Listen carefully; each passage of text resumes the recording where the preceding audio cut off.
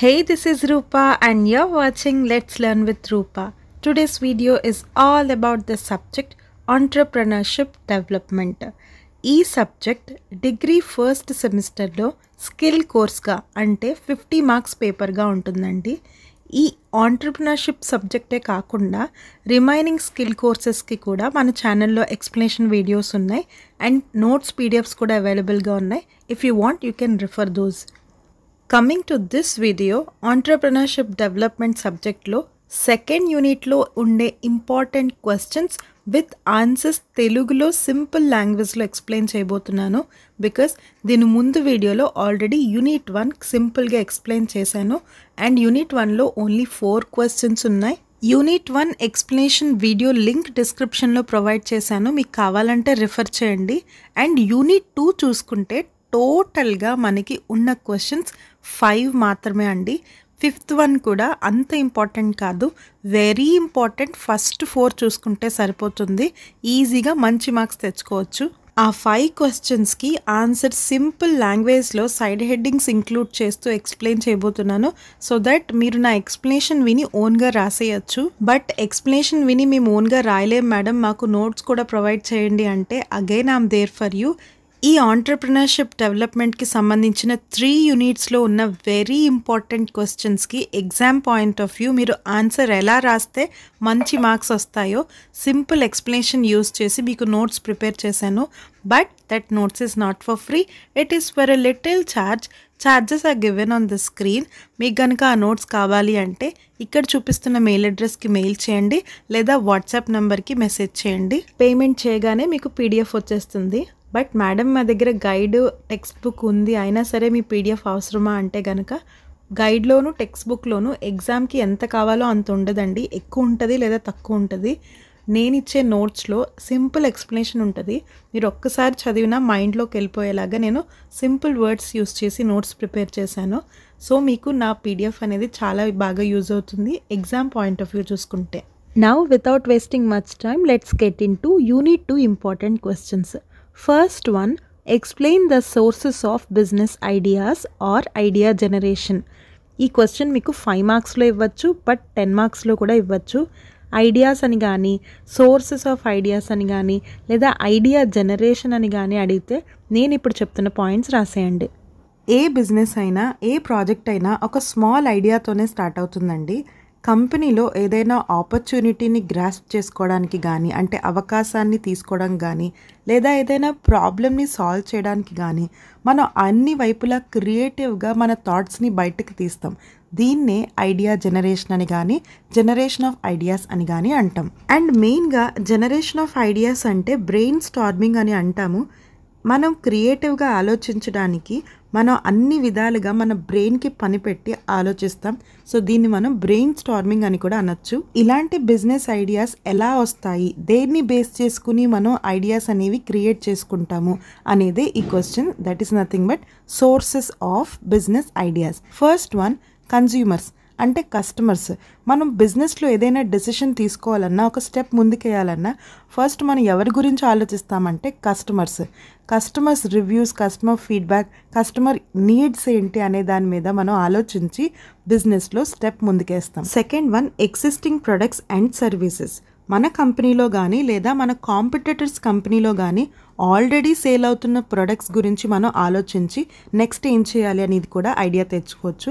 Next, distribution channels అంటే మార్కెట్లో ఉండే డిస్ట్రిబ్యూటర్స్. ఈ డిస్ట్రిబ్యూటర్సే మెయిన్గా కస్టమర్స్ గురించి తెలుసుకోగలరు కాబట్టి వాళ్ళ దగ్గర నుంచి మనం సజెషన్స్ తీసుకున్న బిజినెస్లో మనం మంచి ఐడియాని క్రియేట్ చేయొచ్చు.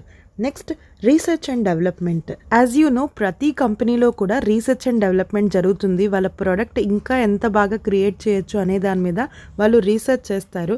ఆ రీసెర్చెస్ చేసి కూడా వాళ్ళు న్యూ ఐడియాస్ని క్రియేట్ చేసుకోవచ్చు. నెక్స్ట్, కరెంట్ ట్రెండ్స్ అంటే ప్రస్తుతం మార్కెట్లో ఏది ట్రెండింగ్గా ఉంది అనే దాన్ని బట్టి కూడా మనం న్యూ ఐడియాస్ని క్రియేట్ చేసుకోవచ్చు. ఫర్ ఎగ్జాంపుల్ ప్రస్తుతం నాకు తెలిసి సోషల్ మీడియా ప్రమోషన్స్ చాలా ట్రెండింగ్లో ఉన్నాయి. సో అందుకనే మనకి హాస్పిటల్స్లో ఉండే డాక్టర్స్ కూడా రీల్స్ చేసి ప్రమోషన్ చేసుకుంటున్నారు. నెక్స్ట్, మాస్ మీడియా అంటే television, news paper, internet, radio, magazines ఇవన్నీ. వీటిని బేస్ చేసుకుని కూడా మనం న్యూ ఐడియాస్ని క్రియేట్ చేయొచ్చు. నెక్స్ట్ గవర్నమెంట్ ఇచ్చే రూల్స్, రెగ్యులేషన్స్, ట్యాక్స్, సబ్సిడీస్ చూసుకున్నా మనకు ఒక మంచి ఐడియా క్రియేట్ చేసుకునే ఛాన్స్ ఉంటుంది. నెక్స్ట్ అవైలబిలిటీ ఆఫ్ రీసోర్సెస్ అంటే మనకు కావాల్సినవి. సో మనకి కావాల్సినవి ఏమున్నాయి, దేన్ని యూస్ చేసుకుంటే మనకి మంచి బిజినెస్ ఐడియా వస్తుంది అనే దాని మీద కూడా మనం వర్కౌట్ చేసుకోవచ్చు ఐడియాస్ కోసం. ఫర్ ఎగ్జాంపుల్ మీకుండే ల్యాండ్ కూడా ఒక మంచి బిజినెస్ రీసోర్సెసే. సో ఈ ల్యాండ్ని ఎలా యూస్ చేసుకుంటే మీకు మంచి ప్రాఫిట్స్ వస్తాయని ఆలోచించవచ్చు. So these are all the sources of new business ideas. Second question, explain the techniques or methods of business ideas or idea generation. ఇందాక చెప్పిన క్వశ్చన్ సోర్సెస్ అండి, అండ్ సెకండ్ క్వశ్చన్లో టెక్నిక్స్ అని కానీ మెథడ్స్ అని కానీ అడగచ్చు. ఫస్ట్ వన్, ఫోకస్ గ్రూప్స్ అంటే మనకి కావాల్సిన ఐడియాస్ కానీ, ఇన్ఫర్మేషన్ కానీ, నాలెడ్జ్ కానీ ఎవరి దగ్గర అయితే దొరుకుతుందో, లైక్ ఇండస్ట్రియల్ ఎక్స్పర్ట్స్ కానీ, ఆల్రెడీ బిజినెస్ చేస్తున్న సీనియర్స్ కానీ, మనం వాళ్ళ దగ్గరికి వెళ్ళి వాళ్ళ దగ్గర నుంచి మనం బిజినెస్ ఐడియాస్ గ్యాదర్ చేస్తే కనుక that is focus groups. Second one, role play అంటే మీకు ఆల్రెడీ తెలుసు, it's like a fun activity, like drama లాంటిది అనమాట. సో మనకి ఏదైనా ప్రాబ్లమ్కి సొల్యూషన్ కావాలన్నా, మంచి ఆపర్చునిటీ గ్రాస్ప్ చేసుకోవడానికి ఐడియా కావాలన్నా ఒక రోల్ ప్లే లాంటిది లేదా ఒక డ్రామా లాంటిది కండక్ట్ చేసి దాని నుంచి మనం ఒక మంచి ఐడియా గ్యాదర్ చేస్తే కనుక that is role play. Next స్వాట్ అనాలిసిస్. స్వాట్ stands for strengths, weaknesses, opportunities and threats. మనం ఏదైనా ఐడియా జనరేట్ చేయాలి అంటే మనం తీసుకోబోయే డెసిషన్కి స్ట్రెంగ్త్ ఏంటి, వీక్నెస్ ఏంటి, ఆపర్చునిటీ ఏంటి, థ్రెట్ ఏంటి అంటే ఆపద ఏంటి అనేది మనం చూసుకోగలిగితే మంచి ఐడియాని జనరేట్ చేయొచ్చు. Next mind mapping. ఎక్కువగా మనకి పోలీస్ వాళ్ళు చేస్తూ ఉంటారు, ఒక డయాగ్రామ్ వేసి దానికి లింక్స్ ఏమున్నాయని చెప్పేసి ఇలా డ్రా చేసుకుంటారు, దాన్నే మైండ్ మ్యాపింగ్ అంటాం. ఇలా చేసి కూడా మనం మంచి బిజినెస్ ఐడియాని జనరేట్ చేయొచ్చు. Next fifth one, brain storming అంటే మన బ్రెయిన్కి పని చెప్పి మంచి మంచి ఐడియాస్ని మనం జనరేట్ చేయగలిగితే దాన్నే బ్రెయిన్ స్టార్మింగ్ అంటాం. Next sixth one, forced relationship. చాలామంది అసలు సంబంధమే లేని ప్రొడక్ట్స్ కలిపి మంచి బిజినెస్ చేస్తూ ఉంటారు, దాన్నే ఫోర్స్డ్ రిలేషన్షిప్ అంటాం. ఫర్ ఎగ్జాంపుల్ గ్రీటింగ్ కార్డ్ అనేది ఒక సెపరేట్ ప్రొడక్ట్ అండ్ మ్యూజిక్ అనేది ఒక సెపరేట్ ప్రొడక్ట్. ఈ రెండిటికి రిలేషన్ కలిపి ఈ రెండు కలిపి ఒక ప్రొడక్ట్గా తయారు చేసి అమ్మడం స్టార్ట్ చేశారు, అదే మ్యూజికల్ కార్డ్ అనమాట. అండ్ ఈవెన్ డిజిటల్ వాచ్ కూడా ఈ ఫోర్స్డ్ రిలేషన్షిప్ అనే టెక్నిక్ ద్వారా వచ్చిన ఐడియానే. And seventh one, day dreaming. మీరు విన్నది కరెక్టే, డే డ్రీమింగ్ అంటే పగటి కళలు. ఇలా పగటి కళలు కనడం వల్ల కూడా మంచి ఐడియాస్ని మనం జనరేట్ చేయొచ్చు అంట.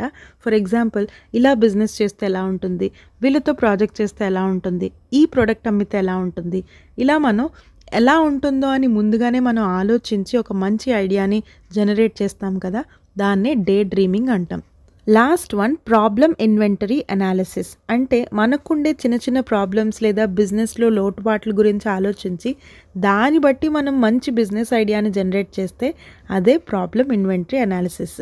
సింపుల్ ఎగ్జాంపుల్ చెప్తాను. గోల్డ్ స్కీమ్ అనే న్యూ ఐడియా అండి. యాక్చువల్లీ గోల్డ్ కొనుక్కోవాలని అందరికీ ఉంటుంది, బట్ ఎంత సేవ్ చేసినా అది మళ్ళీ ఖర్చు పెట్టేసుకోవడంతో మిడిల్ క్లాస్ వాళ్ళు గోల్డ్ కొనుక్కోలేరు. బట్ ఈ మంత్లీ ఈఎంఐ గోల్డ్ స్కీమ్స్ అనేది వచ్చిన తర్వాత ఈ ప్రాబ్లం అనేది ఈజీగా సాల్వ్ అయింది. సో ఇలా మనం ఈ టెక్నిక్స్ యూస్ చేసి మంచి మంచి బిజినెస్ ఐడియాస్ జనరేట్ చేసుకోవచ్చు అనమాట. అండ్ నేను 8 టెక్నిక్స్ చెప్పాను, మీరు ఓన్గా రాసుకున్న మంచి మార్క్స్ వస్తాయి. By the way, very important point, మీకు ఇందాక సోర్సెస్ చెప్పాను అండ్ సెకండ్ క్వశ్చన్లో టెక్నిక్స్ కూడా చెప్పాను. బట్ కొంచెం యావరేజ్ స్టూడెంట్స్ కానీ బిలో యావరేజ్ స్టూడెంట్స్ కానీ ఉంటారు కదా, ఈ రెండిట్లో ఏదో ఒక్క క్వశ్చనే చదవండి. సోర్సెస్ అడిగినా లేదా టెక్నిక్స్ అడిగినా సేమ్ ఆన్సర్ మీరు రాసేయచ్చు, that is my guarantee. But మీరు బాగా చదివే స్టూడెంట్స్ అయితే మాత్రం సెపరేట్గా క్వశ్చన్స్ చదవండి, మీరు ఛాన్స్ తీసుకోవద్దు. థర్డ్ క్వశ్చన్ వెరీ ఇంపార్టెంట్ అండి, 10 మార్క్స్కి కంపల్సరీ ఇస్తారు. Explain project appraisal techniques. ఇదే క్వశ్చన్ మీకు చాలా ఫామ్స్లో అడగచ్చు, లైక్ ప్రాజెక్ట్ ఫార్ములేషన్ మెథడ్స్ అని కానీ, లేదా ప్రాజెక్ట్ అనాలిసిస్ స్టెప్స్ అని కానీ, లేదా ఎలిమెంట్స్ ఆఫ్ ప్రాజెక్ట్ అప్రైజల్ అని కానీ అడిగితే సేమ్ పాయింట్స్ రాసేయండి. అన్నిటికీ సేమ్ మీనింగ్.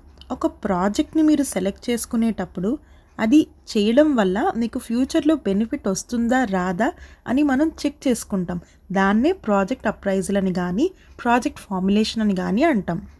ఫర్ ఎగ్జాంపుల్ మీదొక సాఫ్ట్వేర్ డెవలప్మెంట్ కంపెనీ, మీ క్లయింట్కి ఒక వెబ్సైట్ తయారు చేసి ఇవ్వాలి. ఇలాంటి ప్రాజెక్ట్స్ చేయడం వల్ల మనకి బెనిఫిట్ ఉంటుందా ఉండదా అనేది మనం చెక్ చేసుకోవడమే ప్రాజెక్ట్ అప్రైజల్ అని అంటాం. అండ్ ఇలా ప్రాజెక్ట్ అప్రైజల్ చేయడానికి మనకి చాలా టెక్నిక్స్ ఉన్నాయి. First one economic analysis. అంటే మనం ఆ ప్రాజెక్ట్ చేయడానికి మనకి ఏమేం రా మెటీరియల్స్ కావాలి, ఎంత లేబర్ కావాలి, ఎంత కెపాసిటీ కావాలి, ఏమేం టెక్నాలజీ కావాలి అని మనం ఆలోచిస్తాం కదా, దీన్నే మనం ఎకనామిక్ అనాలిసిస్ అంటాం. Second one financial analysis. Economic కన్నా ఫైనాన్స్ అన్న మ్యాక్సిమం ఒకే మీనింగ్ వస్తుంది. బట్ ఫైనాన్షియల్ అంటే ఇన్ ఫ్యూచర్లో ఈ ప్రాజెక్ట్ వల్ల పర్టికులర్గా ఎంత ప్రాఫిట్ వస్తుంది, ఆ ప్రాఫిట్ సంపాదించడానికి మనకి ఎన్ని ఇయర్స్ పడుతుంది అని మనం కౌంట్ చేసుకుంటాం. That is financial analysis. And ఈ ఫైనాన్షియల్ అనాలిసిస్ చేయడానికి మళ్ళీ మనకి కొన్ని టెక్నిక్స్ ఉన్నాయి. Payback period method, average rate of return method, net present value method, internal rate of return method and profitability index method. ఇందాక మీకు 4 క్వశ్చన్సే వెరీ ఇంపార్టెంట్ ఉన్నాయి, 5th అంత ఇంపార్టెంట్ కాదు అని చెప్పాను కదా, అది ఇదేనండి. ఫైనాన్షియల్ అప్రైజల్ లేదా ఫైనాన్షియల్ అనాలిసిస్లో మనకి మళ్ళీ 5 టెక్నిక్స్ సెపరేట్గా ఉన్నాయి.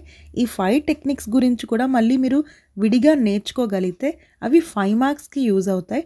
సో మీరు ముందు 4 క్వశ్చన్స్ చదివేసి వీటి గురించి లాస్ట్లో నేర్చుకోండి. థర్డ్ వన్ టెక్నికల్ అనాలిసిస్ లేదా టెక్నికల్ అప్రైజల్. మనం ఈ ప్రాజెక్ట్ చేయడానికి కావాల్సిన టెక్నికల్ సపోర్ట్ మన దగ్గర ఉందా అని మనం చెక్ చేసుకుంటాం.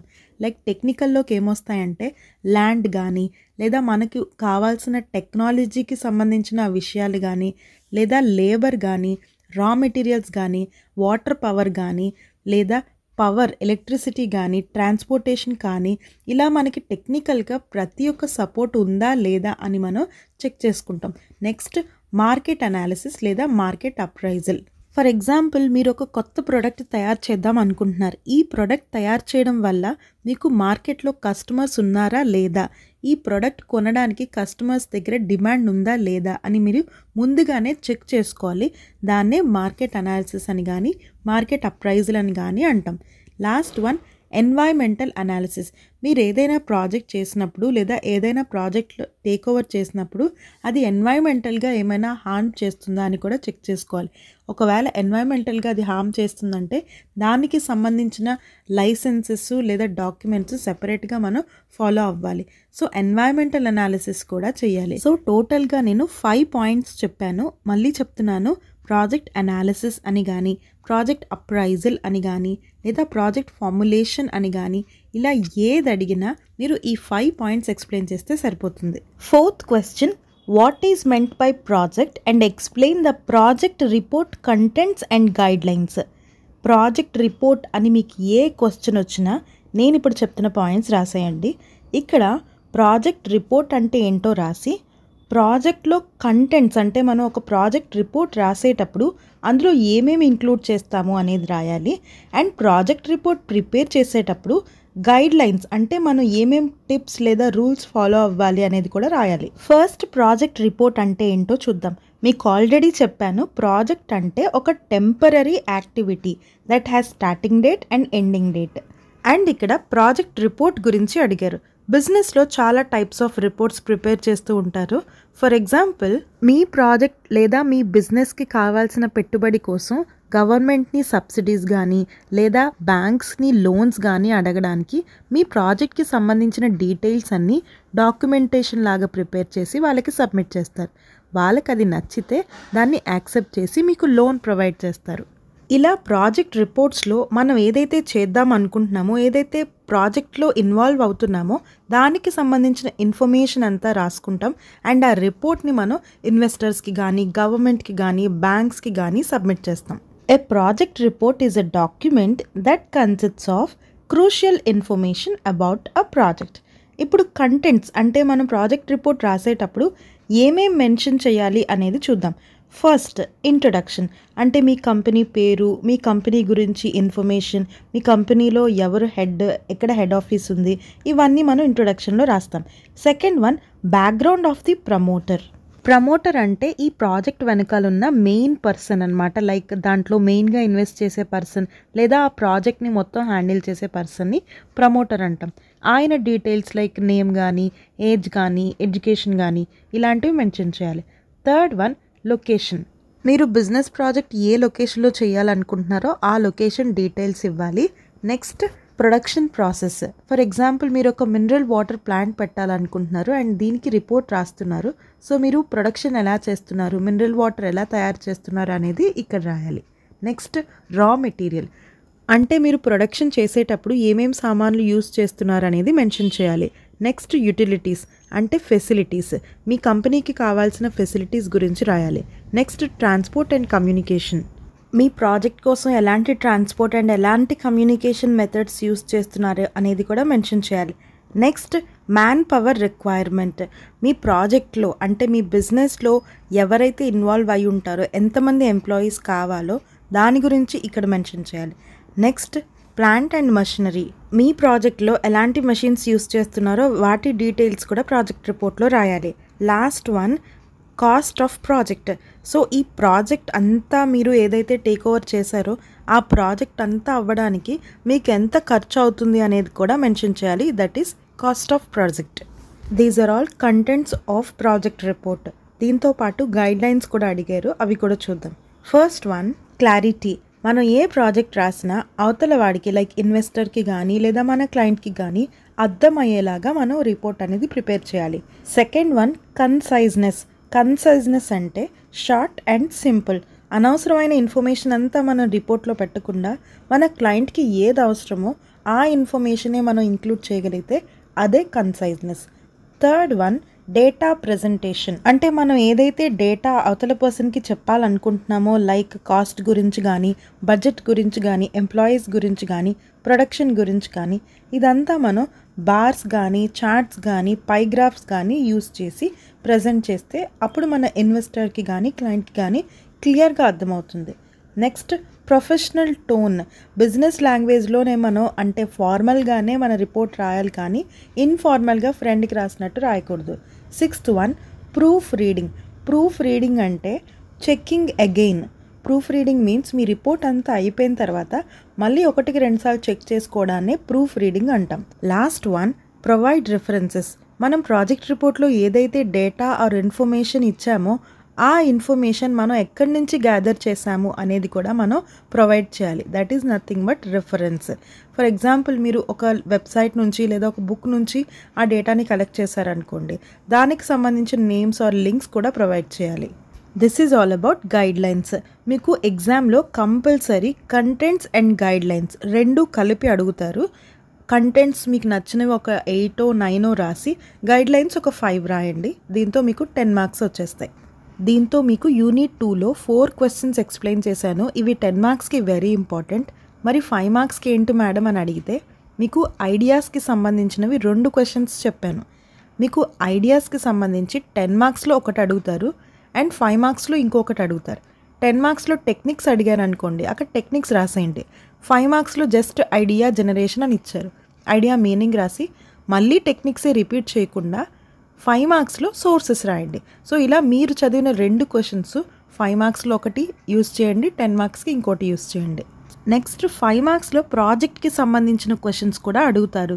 లైక్ మీకు థర్డ్ క్వశ్చన్లో టెక్నిక్స్ చెప్పాను కదా 5, దాంట్లో విడివిడిగా తీసుకొచ్చి అడుగుతారు. లైక్ ఎకనామిక్ అనాలిసిస్ అంటే ఏంటి అని 5 మార్క్స్కి అడగచ్చు, ఫైనాన్షియల్ అనాలిసిస్ అంటే ఏంటి అని 5 మార్క్స్కి అడగచ్చు. సో మీరు థర్డ్ క్వశ్చన్ బాగా చదివితే 5 మార్క్స్కి కూడా యూజ్ అవుతుంది. ఈ 4 క్వశ్చన్స్ కాకుండా మీకు 5th క్వశ్చన్ ఉందని కూడా చెప్పాను. అది వెరీ ఇంపార్టెంట్ అని నేను చెప్పను, 5 మార్క్స్లో యూజ్ అవుతుంది. మనకి టఫ్ చేద్దాము అంటే 10 మార్క్స్లో కూడా అడుగుతారు.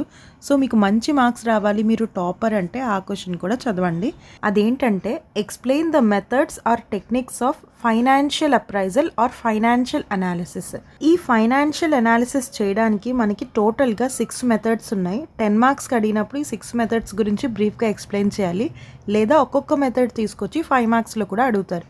ఈ మెథడ్స్ అన్నీ నేను ఇక్కడ చూపిస్తున్న వీడియోలో తెలుగులో ఎగ్జాంపుల్స్తో సహా ఎక్స్ప్లెయిన్ చేశాను. మీకు కావాలంటే రిఫర్ చేయండి. That's it for today's video. Next వీడియోలో 3rd unit important questions explain చేస్తాను.